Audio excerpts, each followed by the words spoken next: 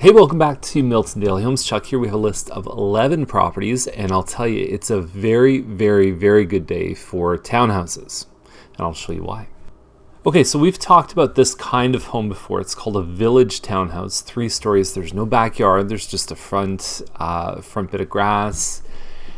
This is an end unit. It's a Brent Grove at $382. It's a very attractive price. This model has gone for substantially more than this. I believe there's been one or two that's even gone over $400,000. It's the only village town with an eat-in area in the kitchen. And I would say overall it has some of my favorite features about village towns, period. So overall this one would probably be tied for first place for my favorites. Either way, I mean the smaller ones, couple hundred square feet smaller, have even sold for this price. So it's doing really well. If you got it close to this or even anywhere under $390, knowing what else is sold, you'd be a winner for sure. Now here's another one that's really low priced. We've seen this model again hit the first number being a 4. This is $390 on Willingdon, and it's a Woodbine model, so it's about 60 square feet larger, 60 to 70 square feet larger than the one I just talked about, but it's not an end unit, so you get a bit more living space inside. You've got the 2-bedroom plus 1 bathroom upstairs, and anyway, if this is half decent, there's no pictures, but it's definitely a winner. Now we're going to move to the 2-story townhouses with a backyard and with also a basement. The other ones don't have a basement, they're grade level. 434.9 is a Cropside model, all brick here. I don't believe it's an end unit, and it's looking good. There's carpet here, but the thing is the ones with hardwood floors are selling for a lot more. This model with finished basements, nice upgrades, we've seen it go way past $450, $460, $470, $480. So I think this one has tremendous value, and I think it looks like it's been kept reasonably well. So Cooper's a good street. You're just down the street from the splash pad. You've got good access to the schools. They're not far from here. You could walk to the schools, and overall it's just looking good, and the price is fantastic. Next up is McDermott Way for the same price. I mean, these guys are going head to head, and they're both winners. This is a smaller model than the one we just saw, so it's only got 1 bathroom upstairs, and it's about 130 square feet smaller, but it does have a finished basement, so the actual finished square footage is a little bit more than the one we just talked about. McDermott is a very quiet street. If you don't live on McDermott, generally you do not drive your car on McDermott. You've got what looks like hardwood floor on the main level, and it's a pretty open concept layout. It's actually a very similar layout to the one we just talked about, and the bedrooms are a little bit smaller, although the front room, this model also comes in like a bay window, and the square version on the front actually gives you a little bit more space in that front bedroom, which is very small. So you got 2 finished rooms down in the basement. You've got a deck, and nice size windows in the basement too. You've got nice lookout windows here. Usually what that means is from the upstairs you don't feel as much privacy because you can see the neighbors behind you. But regardless, this is definitely the right price for this home. Now for the people that don't want townhouses, there are a couple other versions of other homes that probably would fit you just well. This would be a great home for somebody who's a bit of an empty nester, somebody who doesn't want a condo. You could get into this place on Poplar. Single car garage. You're less than 1,500 square feet, 2 bedrooms in Drury Park.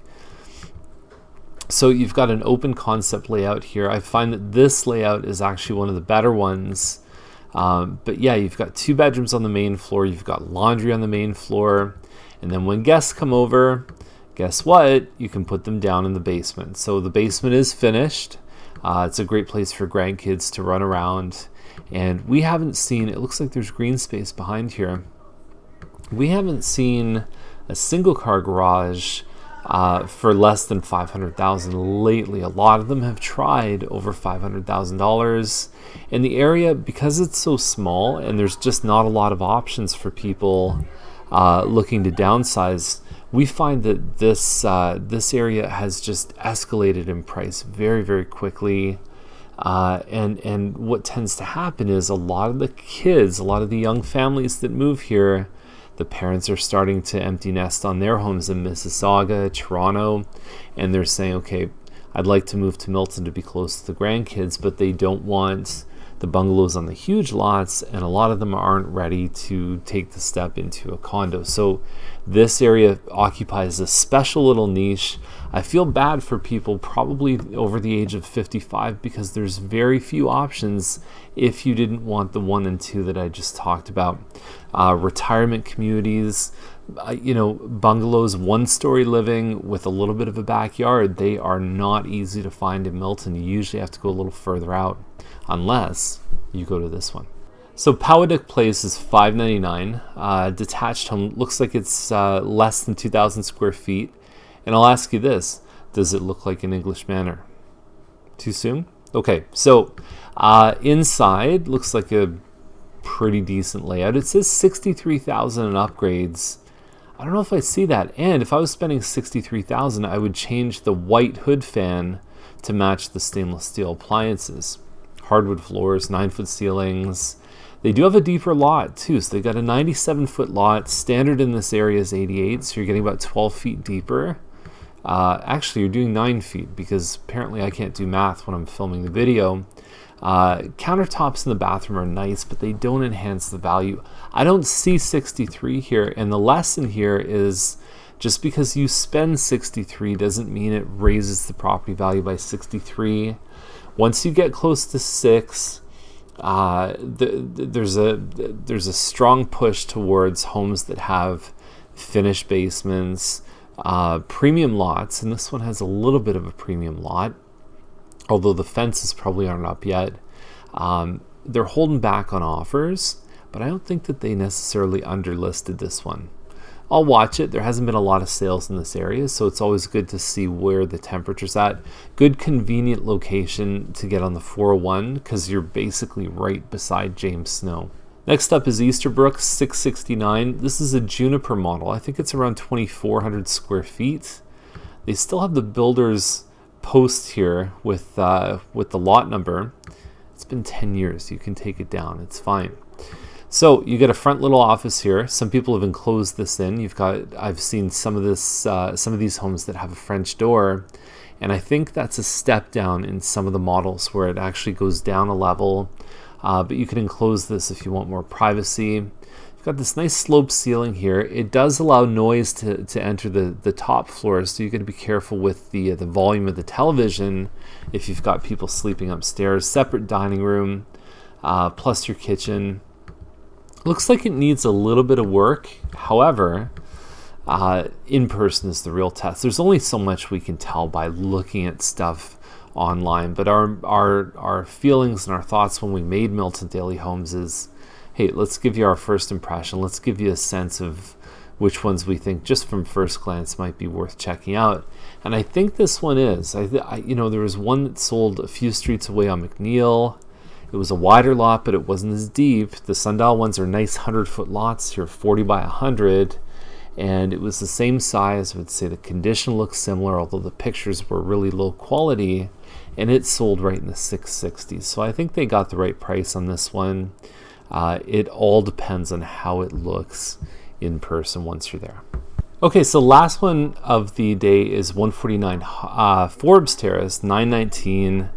It looks like a Somerset model from Heathwood, potentially even with a bit of an extra side yard, although the front says 43, which is standard for this home. So finished basement on top of this, nice finishes. Above 900 is a different battle. This is a lovely home. It looks great. It looks like it's move-in ready. The basement has been done well, and no complaints on this one. Even the backyard looks good. It's about a 43 by 98 foot lot. So when we talked about the premium put on for some of the Sundial homes, this one has a very nice lot, great area. Above 900, my experience is typically in Milton, people look for privacy. okay, or something that has a ton of square footage, but more often than not, people want to know that they're not being looked at by everybody else around them. So nothing against the home. It's one of those things, even if you're looking at potential, if you're looking to buy into a home that you want to really go up in value, the one thing that's very difficult to replace if you don't have it originally is that privacy, and there's a huge demand for it too. All right, so that's the list. Some excellent townhouses. I could definitely see some of them even selling for more, but the key is get on them fast. So if you want to see them, let us know. There are options of getting information to you even faster than Milton Daily Homes. And if you're interested in hearing more about that, just send me an email, let me know. And yeah, it's a good list. A bungalow. We've got some good double garage homes. I like it.